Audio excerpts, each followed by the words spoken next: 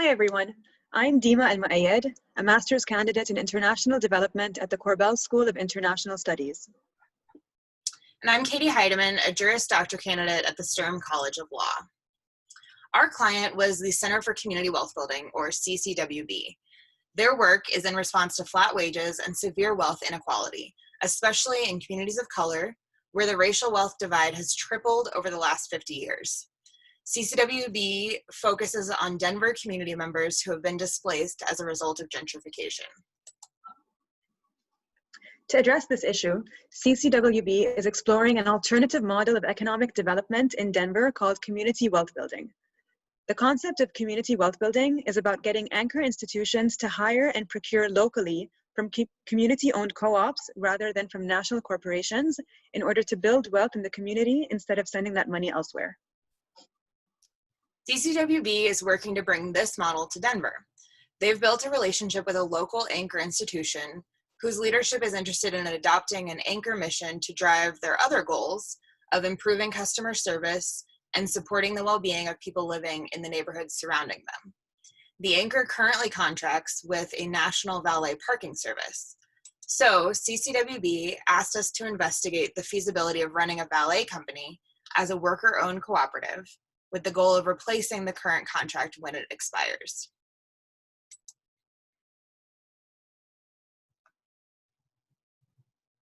To conduct the feasibility study, we decided to do a combination of secondary and primary research to gather all the data we needed.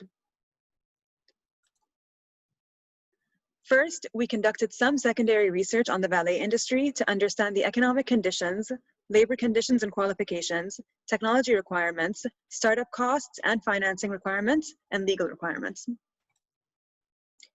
We then supplemented this research with interviews and surveys with a range of stakeholders to understand the key challenges and opportunities of this project.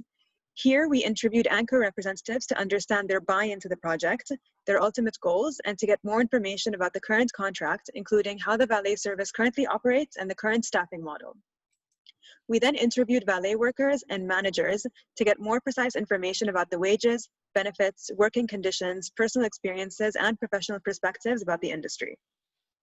Finally, we spoke to other cooperatives to understand what the biggest benefits and challenges are of running a co-op, and to get unique insight and recommendations from people with first-hand experience. The project had stringent confidentiality requirements, which created challenges to get the information we needed. To address this challenge, 3 things proved helpful. First, we really leaned on our status as graduate students, playing up the research components and downplaying the potential real-world impact. Second, we found a subreddit dedicated to valet workers that proved immeasurably helpful and gave us direct access to people working outside the Denver market. And third, we found a podcast that offered insights into launching a valet business. Each of these strategies protected CCWB and the anchor institutions.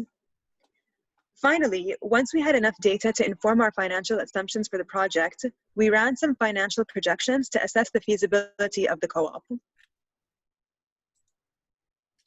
After gathering all of this information, we compiled our data to understand the whole picture. A few key findings were, first, that the industry has low barriers to entry, but high competition.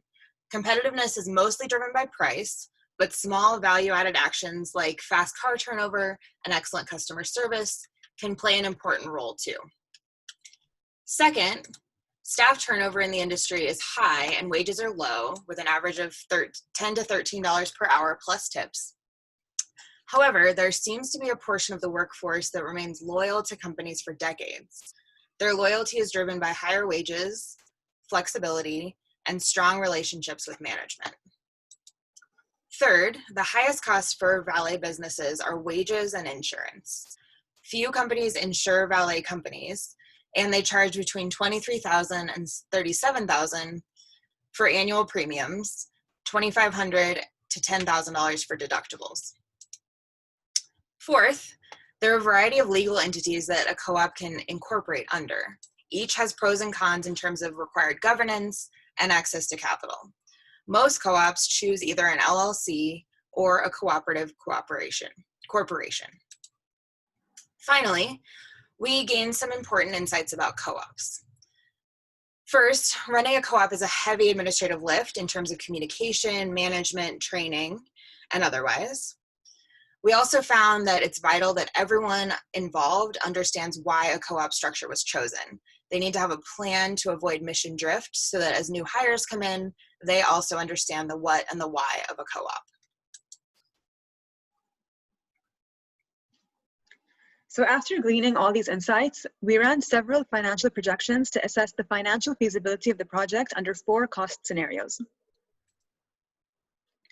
These scenarios built off of one another, starting with the first scenario where a bare bones operation was assumed that only incurred the essential costs of staffing and insurance, and it led up to the most intensive cost scenario that involved startup costs and employee benefits. Startup costs weren't categorized as essential in our analysis because CCWB suggested that many of these costs could be averted with the help of either the anchor institution or other various stakeholders. Through the study, several important results stood out. First, insurance costs, and specifically the cost of deductibles, is unsurprisingly one of the biggest determinants of whether the company will be profitable or not.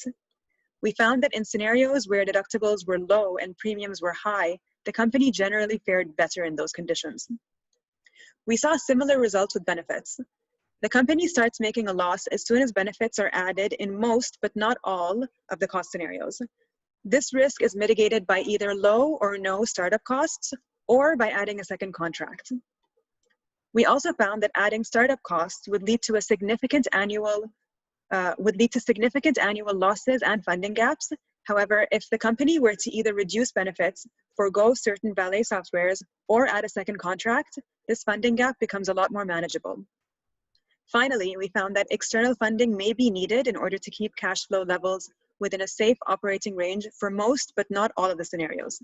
This will depend on the mix of insurance, benefits, and startup costs adopted by the company. In light of these findings and the financial projections, we recommend a series of things for CCWB. First, choose a strategic legal structure. Consider consulting an attorney to understand which is best for this specific co-op. Second, we recommend hiring a general manager up to a year in advance to oversee all the startup needs, including hiring, training, and business planning.